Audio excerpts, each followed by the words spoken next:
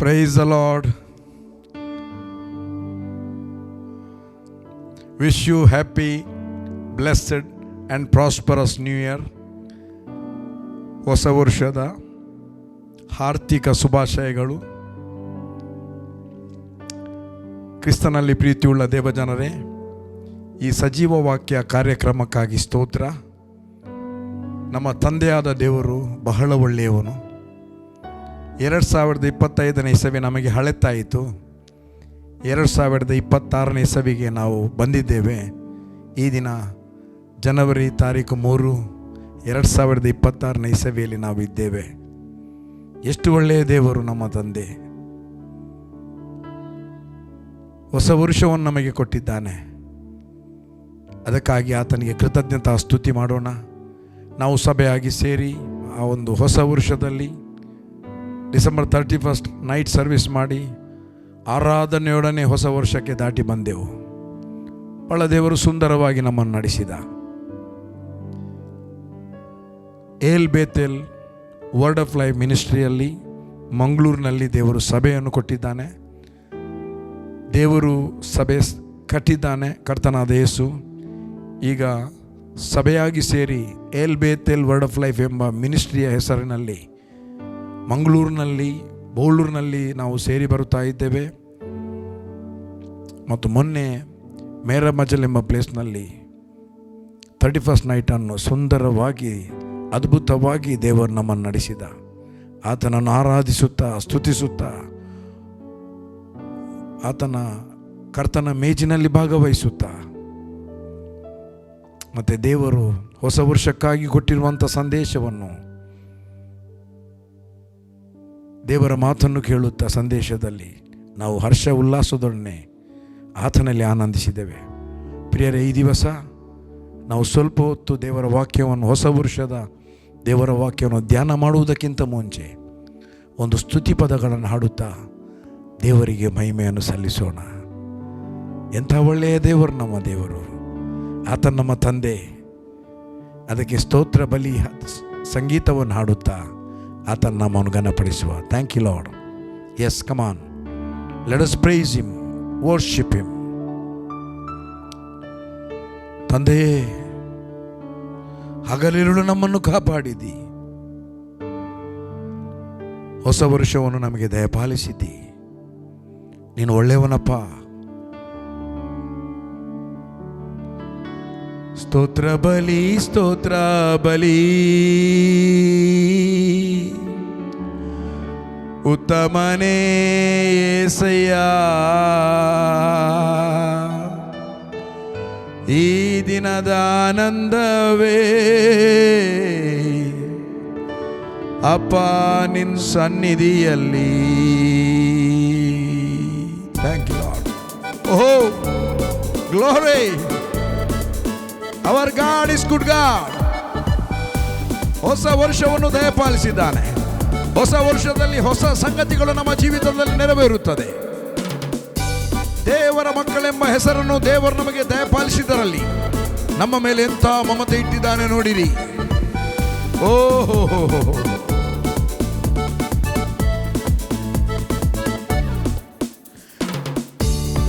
Thank you lord. Thank you Jesus. ಸ್ತೋತ್ರ ಬಲಿ, ಸ್ತೋತ್ರ ಬಲಿ, ಉತ್ತಮನೇ యేసయ్య. ಈ ದಿನದ ಆನಂದವೇ ಅಪ್ಪ ನಿನ್ನ ಸನ್ನಿಧಿಯಲ್ಲಿ. ಓ, ಈ ದಿನದ ಆನಂದವೇ ಅಪ್ಪ ನಿನ್ನ ಸನ್ನಿಧಿಯಲ್ಲಿ. ಹಗಲಿರುಳು ಕಾಪಾಡಿದೆ, ಹೊಸ ವರುಷ ನೀಡಿರುವೆ. ಹಗಲಿರುಳು ಕಾಪಾಡಿದೆ, ಹೊಸ ವರುಷ ನೀಡಿರುವೆ. ಮಾರ್ಪಡದ ನನ್ನ ಪ್ರಿಯನೇ, ಹೇ ನಿನ್ನ ಸನಿಹಾದಿ ನಲಿಯುವೆನು. ಓ, ಮಾರ್ಪಡದ ನನ್ನ ಪ್ರಿಯನೇ, ನಿನ್ನ ಸನಿಹಾದಿ ನಲಿಯುವೆನು.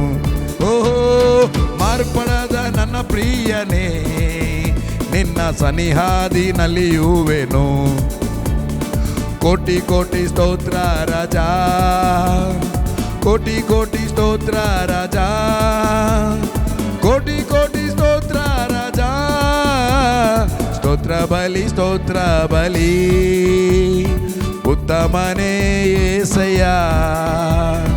ಈ ದಿನದ ಆನಂದವೇ ಅಪ್ಪ ನಿನ್ನ ಸಮ್ಮುಖದಲ್ಲಿ, ಓ ಈ ದಿನದ ಆನಂದವೇ ಅಪ್ಪ ನಿನ್ನ ಸನ್ನಿಧಿಯಲ್ಲಿ. ಹೊಸ ಹಾಡನ್ನು ಹಾಡಿ ಪಾಡಿ ಯೇಸು ರಾಜನ ಕೊಂಡಾಡುವ, ಮಹಿಮೆ ಪಡಿಸಿ ಸ್ತುತಿಸಿ ಹಾಡಿ ಯೇಸು ರಾಜನ ಕೊಂಡಾಡುವ. ಹೊಸ ಹಾಡನ್ನು ಹಾಡಿ ಪಾಡಿ ಯೇಸು ರಾಜನ ಕೊಂಡಾಡುವ, ಮಹಿಮೆ ಪಡಿಸಿ ಸ್ತುತಿಸಿ ಹಾಡಿ ಯೇಸು ರಾಜನ ಕೊಂಡಾಡುವ. ತೊಳೆರೆ ನೀ ರಕ್ತದಿಂದ, ಸುಖ ತಂದೆ ಗಾಯದಿಂದ, ತೊಳೆರೆ ನಿನ್ ರಕ್ತದಿಂದ, ಸುಖ ತಂದೆ ಗಾಯದಿಂದ, ಆದರಣೆ ವಾಕ್ಯದಿಂದ, ಆದರಣೆ ವಾಕ್ಯದಿಂದ, ಬಲ ತಂದೆ ಆತ್ಮನಿಂದ, ನಮಗೆ ಬಲ ತಂದೆ ಆತ್ಮನಿಂದ. ಹೊಸ ಹಾಡನ್ನು ಹಾಡಿ ಪಾಡಿ ಯೇಸು ರಾಜನ ಕೊಂಡಾಡುವ, ಮಹಿಮೆ ಪಡಿಸಿ ಸ್ತುತಿಸಿ ಹಾಡಿ ಯೇಸು ರಾಜನ ಕೊಂಡಾಡುವ. ಹೊಸ ಹಾಡನ್ನು ಹಾಡಿ ಪಾಡಿ ಯೇಸು ರಾಜನ ಕೊಂಡಾಡುವ, ಮಹಿಮೆ ಪಡಿಸಿ ಸ್ತುತಿಸಿ ಹಾಡಿ ಯೇಸು ರಾಜನ ಕೊಂಡಾಡುವ. Thank you lord, thank you Jesus. ತಂದೆಯಾದ ದೇವರೇ, ನಮಗೆ ಹೊಸ ವರ್ಷವನ್ನು ನೀಡಿದೆಯಪ್ಪ. 25ನೇ ಇಸವಿ ಗತಿಸಿ ಹೋಯಿತು. 25ನೇ ಇಸವಿಯಲ್ಲಿ ನಮ್ಮನ್ನು ಸುಂದರವಾಗಿ ಕಾಪಾಡಿದ್ದಿ, ಎಲ್ಲ ಕೇಡಿನಿಂದ ನಮ್ಮನ್ನು ತಪ್ಪಿಸಿದ್ದಿ. 26ನೇ ಇಸವಿಯನ್ನು ನಮಗೆ ಕೊಟ್ಟಿದ್ದಿ. ಈ ಹೊಸ ವರ್ಷವನ್ನು ನಮಗೆ ದಯಪಾಲಿಸಿದ್ದಿ. ಹೊಸ ವರ್ಷದಲ್ಲಿ ನೂತನ ಮನಸ್ಸು, ನೂತನ ವಿಷಯಗಳು, ಅನೇಕ ಒಳ್ಳೆಯ ಕಾರ್ಯಗಳು ನಮ್ಮ ಜೀವಿತದಲ್ಲಿ ನಮ್ಮ ಸಂಗಡ ಇದ್ದುಕೊಂಡು ನಡೆಸುವ ದೇವರು ನೀನು. ನಿನ್ನನ್ನು ವಂದಿಸುತ್ತೇವೆ. ಈ ದಿನ ಯಾರೆಲ್ಲ ಈ ಒಂದು ಸಂದೇಶವನ್ನು ವೀಕ್ಷಿಸ್ತಾ ಇದ್ದಾರೆ ಅವರಿಗೆ ಹೊಸ ವರ್ಷದಲ್ಲಿ ಸ್ವಾಮಿ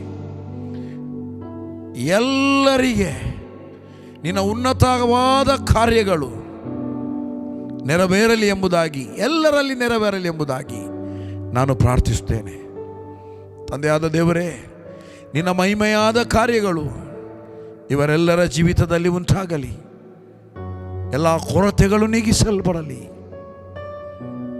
ಮಕ್ಕಳ ಜೀವಿತದಲ್ಲಿ ಒಳ್ಳೆಯ ಕಾರ್ಯ, ಒಳ್ಳೆಯ ಸಂಗತಿಗಳು, ಉನ್ನತವಾದ ಕಾರ್ಯಗಳು ಉಂಟಾಗಲಿ. ಎಲ್ಲ ದುರಾತ್ಮನ ಕಾರ್ಯಗಳು ಲಯವಾಗಿ ಹೋಗಲಿ.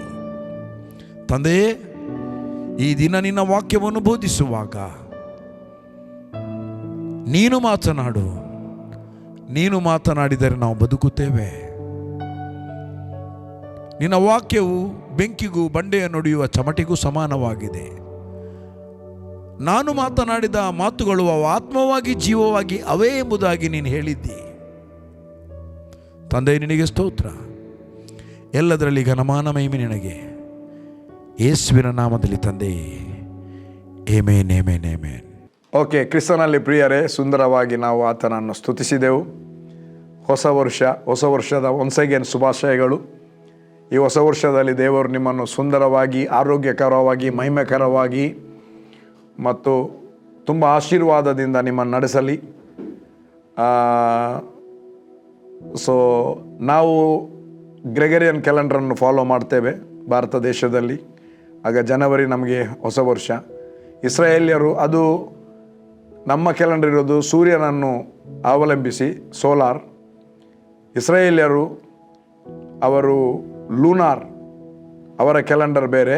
ಅವರು ಲೂನಾರ್ ಅಂದರೆ ಚಂದ್ರನನ್ನು ಅವಲಂಬಿಸಿರುವಂಥ ಅವರ ವರ್ಷ ದಿನಗಳು.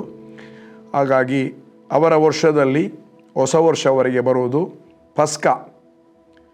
ನಿಸ್ಸಾನ್ ತಿಂಗಳು ಅಂದರೆ ಏಪ್ರಿಲ್ ಅಥವಾ ಮಾರ್ಚ್ ಎಂಡ್ ಅಥವಾ ಏಪ್ರಿಲ್ ತಿಂಗಳು ಅವರ ಹೊಸ ವರ್ಷ. ಏನೇ ಇರಲಿ, ನಾವು ಇಲ್ಲಿ ಹೊಸ ವರ್ಷವನ್ನು ನಮಗೆ ಬರುವಂಥದ್ದು ಜನವರಿ ತಿಂಗಳಲ್ಲಿ ಹೊಸ ವರ್ಷ. ಹಳೆ ವರ್ಷದಿಂದ ಹೊಸ ವರ್ಷಕ್ಕೆ ಹಾದು ಹೋಗುವಾಗ ಎಚ್ಚರವಿದ್ದು ಆರಾಧನೆ, ಸ್ತುತಿ ಆರಾಧನೆಯೊಡನೆ ನಾವು ಹಾದಿ ಹೋಗುವಾಗ ಅದು ಬಹಳ ಒಳ್ಳೆಯದು.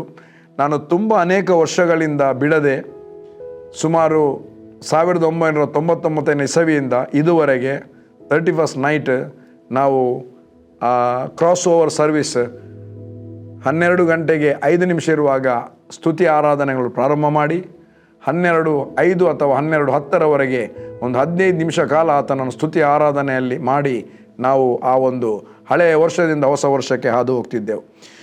ಪ್ರತಿ ವರ್ಷ ದೇವರು ಒಂದೊಂದು ವಾಗ್ದಾನಗಳ ಮಾತುಗಳನ್ನು ಕೊಡ್ತಾ ಇದ್ದ, ಒಂದೊಂದು ಮಾತುಗಳನ್ನು. ಹಳೆಯ ವರ್ಷ ಹೋಯಿತು, ಹೊಸ ವರ್ಷ ಬಂತು. ಸತ್ಯವೇದದಲ್ಲಿ 2 ಕೊರಿಂಥ 5ನೇ ಅಧ್ಯಾಯ 17ನೇ ವಚನ ಹೇಳ್ತದೆ, ಯಾವನಾದರೂ ಕ್ರಿಸ್ತನಲ್ಲಿದ್ದರೆ ನೂತನ ಸೃಷ್ಟಿ. ನಮ್ಮನ್ನೇ ದೇವರು ನೂತನ ಸೃಷ್ಟಿಯನ್ನಾಗಿ ಮಾಡಿದ್ದಾನೆ. ಮುಂದೆ ಹೇಳ್ತದೆ, ಪೂರ್ವ ಸ್ಥಿತಿಗಳೆಲ್ಲ ಹೋಯಿತು, ಎಲ್ಲವೂ ನೂತನವಾಯಿತು. ಈ ವರ್ಷದಲ್ಲಿ ಪ್ರತಿಯೊಬ್ಬರ ಜೀವಿತ ದೇವರಿಂದ ಅಲಂಕೃತವಾಗಿರುವ ಜೀವಿತ, ಅಂತರ್ಯದಲ್ಲಿ ದೇವರ ವಾಕ್ಯದಿಂದ ಅಲಂಕೃತವಾಗಿ ನಡೆಸಲ್ಪಡಲಿ ಎಂಬುದಾಗಿ ನನ್ನ ಬಯಕೆ. ಎಲ್ಲರ ಜೀವಿತವು ಆ ರೀತಿಯಾಗಿ ಆತ್ಮಿಕವಾಗಿ ಅಲಂಕಾರದಲ್ಲಿ ನಡೆಸಲ್ಪಡಲಿ ಎಂಬುದಾಗಿ ನನ್ನ ಬಯಕೆ. ಇಷ್ಟು ವರ್ಷ ಏನಾಯಿತು ಅದೆಲ್ಲವನ್ನು ಮರೆತು ಬಿಟ್ಟು ಈ ಜನವರಿ 1ರಿಂದ ಆಲ್ರೆಡಿ 1 ಆಯಿತು, 2 ಆಯಿತು, 3ನೇ ತಾರೀಕಿನಲ್ಲಿ ನಾವಿದ್ದೇವೆ. ಈ 3ನೇ ತಾರೀಕಿನಿಂದ ದೇವರು ನಮ್ಮನ್ನು ಅದ್ಭುತವಾಗಿ, ವಿಚಿತ್ರವಾಗಿ, ಮಹಿಮೆಕರವಾಗಿ ಇಡೀ ವರ್ಷ ಎಲ್ಲ ನಡೆಸಲಿ.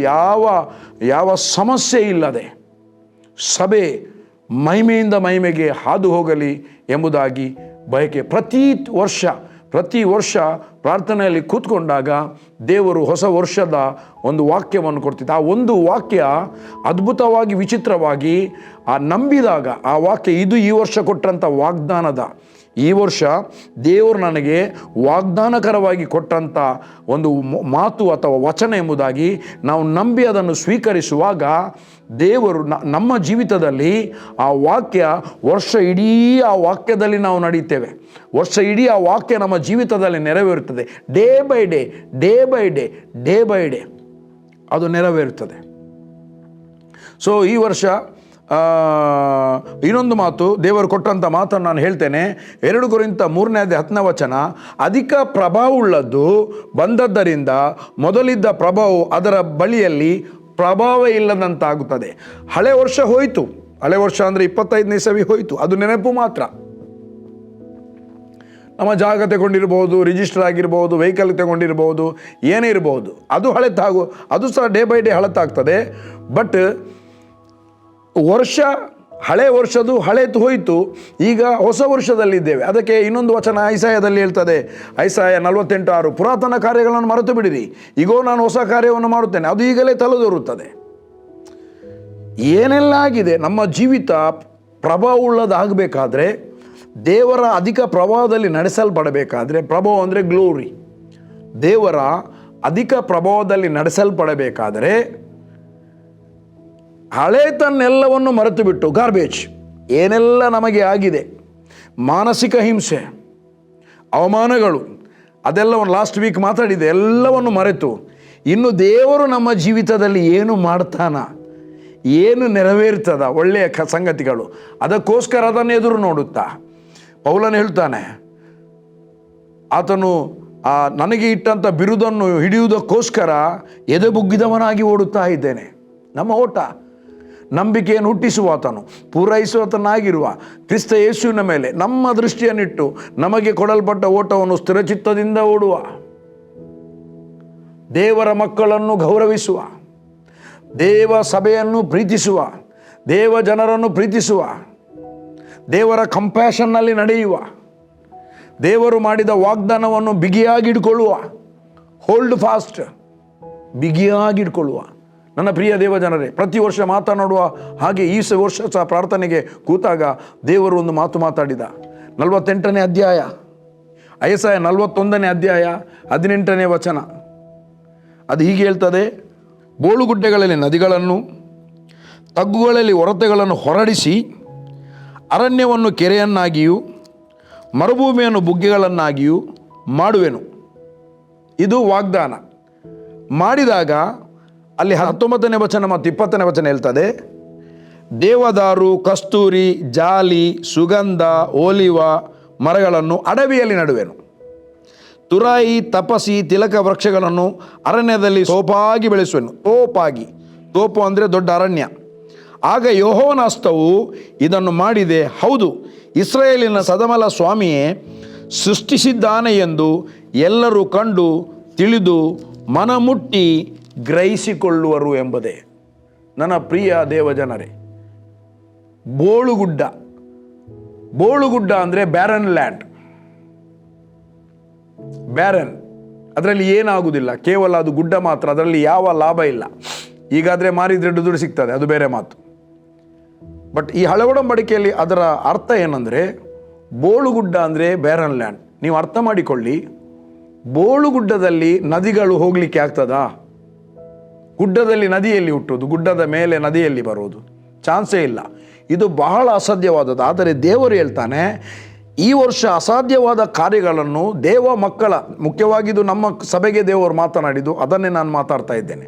ಬಟ್ ಯಾರು ಕೂಡ ಇದನ್ನು ಸ್ವೀಕರಿಸಿದರೆ, ಈ ವಾಗ್ದಾನ ನಮಗೂ ಇರಲಿ ಅಂತ ನೀವು ಸ್ವೀಕಾರ ಮಾಡಿದರೆ 100% ನಿಮ್ಮ ಜೀವಿತದಲ್ಲಿ ನೆರವೇರ್ತದೆ.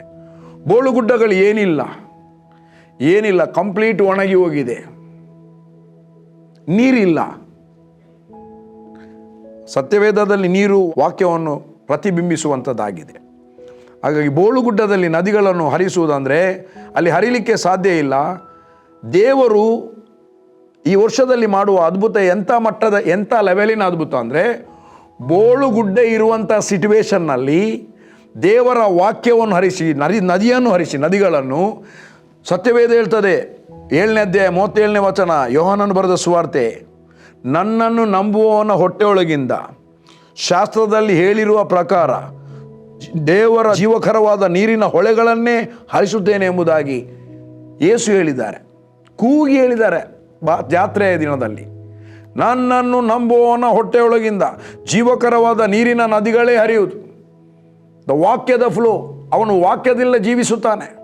ಈ ಬೋಳುಗುಡ್ಡಕ್ಕೆ ಆ ನದಿಗಳನ್ನು ಹರಿಸುವಾಗ ಆ ಬೋಳುಗುಡ್ಡದಲ್ಲಿ ಒಳ್ಳೆಯ ತೋಟ ಆಗ್ತದೆ. ಅಲ್ಲಿಯವರೆಗೆ ಅದು ಬ್ಯಾರನ್, ಒಣಗಿದೆ, ಎಲ್ಲ ಡ್ರೈ. ಇದುವರೆಗೆ ಏನೆಲ್ಲ ಡ್ರೈ ಇತ್ತು, ಡ್ರೈ ಸಿಚುವೇಶನ್, ಒಣಗಿದ ಸಿಚುವೇಶನ್, ಯಾವ ನಿರೀಕ್ಷೆ ಇಲ್ಲ. ಬಟ್ ದೇವರು ಹೇಳ್ತಾನೆ, ಅಂಥ ಒಂದು ಸಿಚುವೇಶನ್ನಲ್ಲಿ ನಾನು ನದಿಗಳನ್ನು ಹರಿಸ್ತೇನೆ. ವಾಕ್ಯದ ನದಿ. ಬೈಬಲ್ ಹೇಳ್ತದೆ, ಒಂದು ನದಿಯದೇ, ಅದು ಪರಾತ್ಪರ ನಿವಾಸ ಸ್ಥಾನದಿಂದ ಹೊರಡುತ್ತದೆ, ಅದು ದೇವನಗರವನ್ನು ಹರ್ಷಿಸುವಂತೆ ಮಾಡುತ್ತದೆ. ಒಂದು ನದಿಯದೇ, ಒಂದು ನದಿ. ಅದು ಎಲ್ಲಿದೆ ಅಂದರೆ ವಚನ, ಒಂದು ನದಿ. ಕೀರ್ತನೆ 46ನೇ ಅಧ್ಯಾಯ 4ನೇ ವಚನ. ಕೀರ್ತನೆ 46ನೇ ಅಧ್ಯಾಯ 4ನೇ ವಚನ. ಒಂದು ನದಿಯದೇ, ಅದು ಪರಾತ್ಪರ ನಿವಾಸ ಸ್ಥಾನದಿಂದ ಹೊರಡುತ್ತದೆ. ಹಾಗಾದರೆ ಬೋಳುಗುಡ್ಡೆಗೆ ನದಿ ಎಲ್ಲಿಂದ ಬರಬೇಕು? ಬೋಳುಗುಡ್ಡೆಗೆ ನದಿ ಪರಾತ್ಪರ ನಿವಾಸ ಸ್ಥಾನದಿಂದ ಹೊರಡುತ್ತದೆ. ನನ್ನ ಪ್ರಿಯ ದೇವಜನರೇ, ಆ ನದಿ ಬಂದು ಆ ಗುಡ್ಡವನ್ನು ತೊಯಿಸುವಾಗ, ಒದ್ದೆ ಮಾಡುವಾಗ, ಅಲ್ಲಿ ಹೇಳಿದರೆ ಅಲ್ಲಿ ಎಂಥ ಎಲ್ಲ ಮರಗಳನ್ನು ಬೆಳೆಸ್ತಾನೆ. ಮರುಭೂಮಿಯಲ್ಲಿ ಕೂಡ ಅಂಥ ಮರಗಳು ಬೆಳೆಯುತ್ತದೆ, ಗುಡ್ಡದಲ್ಲಿ ಕೂಡ ಅಂಥ ಮರಗಳು ಬೆಳೆಯುತ್ತದೆ, ಕಾಸ್ಟ್ಲಿ ಮರಗಳು. ಮತ್ತು ಇನ್ನೊಂದು ತಗ್ಗುಗಳಲ್ಲಿ ಒರತೆಗಳನ್ನು, ಸ್ಪ್ರಿಂಗ್.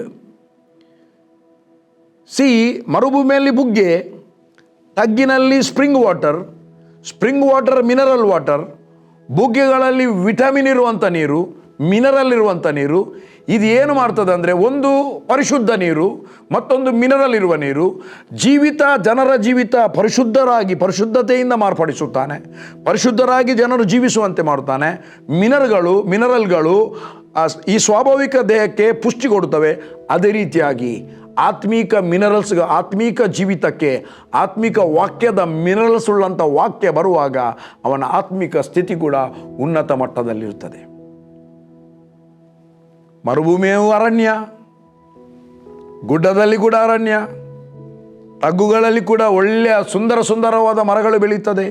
ಈಗ ಅನೇಕ ಒಣಗಿದ ಪರಿಸ್ಥಿತಿಗಳು ದೇವರು ಮಾರ್ಪಡಿಸಿ ಸುಂದರವಾದ ತೋಟವನ್ನಾಗಿ ಮಾಡ್ತಾ ಇದ್ದಾನೆ.